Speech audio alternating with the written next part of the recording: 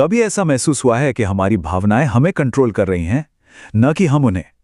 आज हम इमोशंस पर मास्टरी हासिल करने का एक बहुत ही प्रैक्टिकल तरीका समझेंगे, और इसमें सिर्फ 4 आसान स्टेप्स हैं। तो सवाल यही उठता है कि जब बात इमोशंस की हो तो ड्राइवर की सीट पर कौन है? क्या हम खुद हैं, या फिर हमारी फीलिंग्स जो हमें अपनी मर्जी से कहीं भी ले जाती हैं? देखिए, लाइफ अक्सर एक रोलर कोस्टर की तरह ही तो लगती है ना? कभी खुशी और एक्साइटमेंट, तो अगले ही पल फ्रस्ट्रेशन और डर। इस सारी फीलिंग्स हमें एक ऐसी राइड पर ले जाती हैं जहां लगता है कि स्टीयरिंग व्हील हमारे हाथ में है ही नहीं। और यहीं पर कॉन्सेप्ट आता है इमोशनल मास्टरी का। इसका मतलब ये नहीं कि इमोशंस को दबा दिया जाए, नहीं। इसका मतलब है कि इमोशंस आपको कंट्रोल करें, इसकी बजाय आप उन्हें समझें, मैनेज करें और सही डायरेक्शन दें।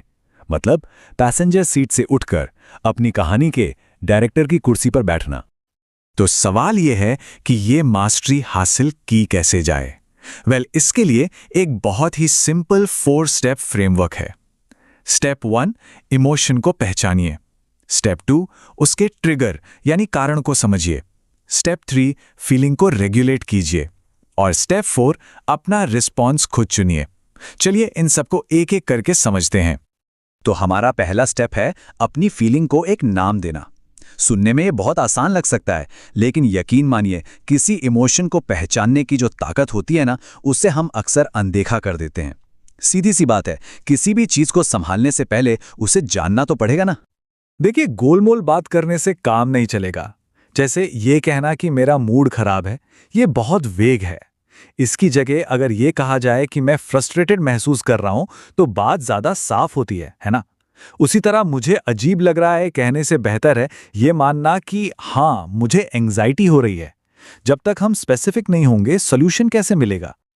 और ये एक कमाल की बात है, जैसे ही हम किसी इमोशन को नाम देते हैं ना, हमारे ऊपर उसकी पकड़ ढीली बढ़ जाती है। ये बिल्कुल वैसा ही है जैसे सुपरमैन के लिए क्रिप्टोनाइट होता है। नाम देना उस बड़ी सी डरावनी फीलिंग की सारी ताकत खींच लेता है और इसे मैनेजेबल बना देता है। ठीक है, तो हमने इमोशन को पहचान लिया।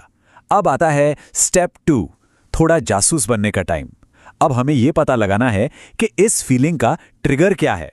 मतलब वो क्या चीज, क्या बात या कौन सा ख्याल था जिसने इस इमोशन को जगाया। और इसके लिए खुद से कुछ सवाल पूछने होंगे, जैसे मैं ऐसा क्यों फील कर रहा हूं? क्या कुछ ऐसा हुआ जिससे मुझे लगा कि मेरी रिस्पेक्ट नहीं हुई? या क्या मैं आने वाले किसी इवेंट को लेकर परेशान हूं? क्या मैं दुखी हूं क्योंकि मुझे किसी की याद आ रही है? ये जानना बेहद जरूरी है।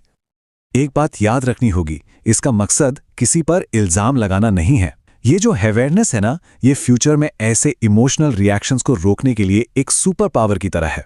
ये हमें उन पैटर्न्स को तोड़ने में मदद करती है जिनमें हम अक्सर फंस जाते हैं। बहुत बढ़िया, तो हमने क्या फील हो रहा है वो भी समझ लिया और क्यों हो रहा है ये भी पता लगा लिया।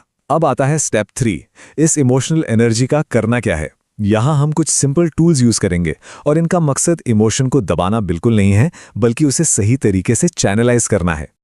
तो इसके लिए 3 बहुत ही सिंपल लेकिन पावरफुल टेक्निक्स हैं। पहली, गहरी सांस लेना। दूसरी, अपने विचारों को लिखना, मतलब जर्नलिंग। और तीसरी, अपनी बॉडी को मूव करना, कोई भी फिजिकल एक्टिविटी। चलिए देखते हैं ये काम कैसे करती हैं। सबसे पहले ब्रीथिंग। कुछ गहरी सांसें लेने से हमारा नर्वस सिस्टम तुरंत शांत हो जाता है। यह हमें रिएक्ट करने के बजाय सोचने के लिए वो जरूरी वक्त देता है।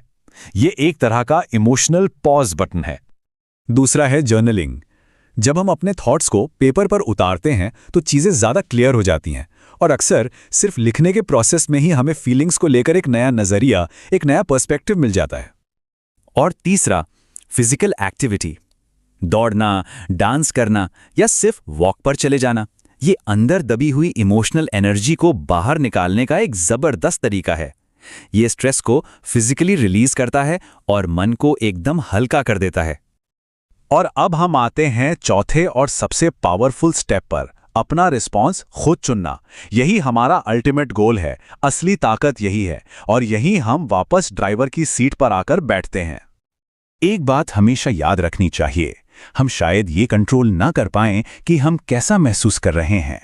गुस्सा, दुख या डर आना तो नेचुरल है, लेकिन हम उस फीलिंग पर रिएक्ट कैसे करते हैं ये हमेशा हमारे कंट्रोल में होता है, हमेशा।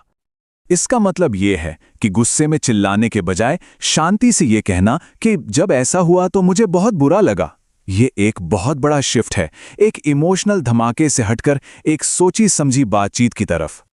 तो जब हम इन चारों स्टेप्स की लगातार प्रैक्टिस करते हैं तो हम इमोशनल रेजिलियंस यानी भावनात्मक मजबूती के रास्ते पर आगे बढ़ते हैं। और हाँ, इस रास्ते पर मकसद परफेक्शन नहीं बल्कि प्रोग्रेस है। तो ये है वो 4 कदम जो इमोशनल रेजिलियंस बनाने में मदद करते हैं। बस ये 4 सिंपल स्टेप्स और यही इमोशनल मास्टरी की बुनियाद हैं। ये समझना जरूरी है कि इमोशंस पर मास्टरी हासिल करना एक सफर है, कोई एक दिन की मंजिल नहीं। ये एक लगातार चलने वाली प्रैक्टिस है। लेकिन याद रखिए, इस रास्ते पर लिया गया हर छोटा कदम, हर वो पल जब रिएक्ट करने से पहले कोई 1 सेकंड के लिए रुकता है, वो एक बहुत बड़ी जीत है। और आखिर में एक सवाल जिसके बारे में सोचा जा सकता है, किसी इमोशन को असल में क्या चीज डिफाइन करती है? वो फीलिंग जो हमें महसूस होती है या वो तरीका जिससे हम उस पर रिएक्ट करते हैं? इस पर जरूर सोचिएगा। हमारे साथ जुड़ने के लिए शुक्रिया।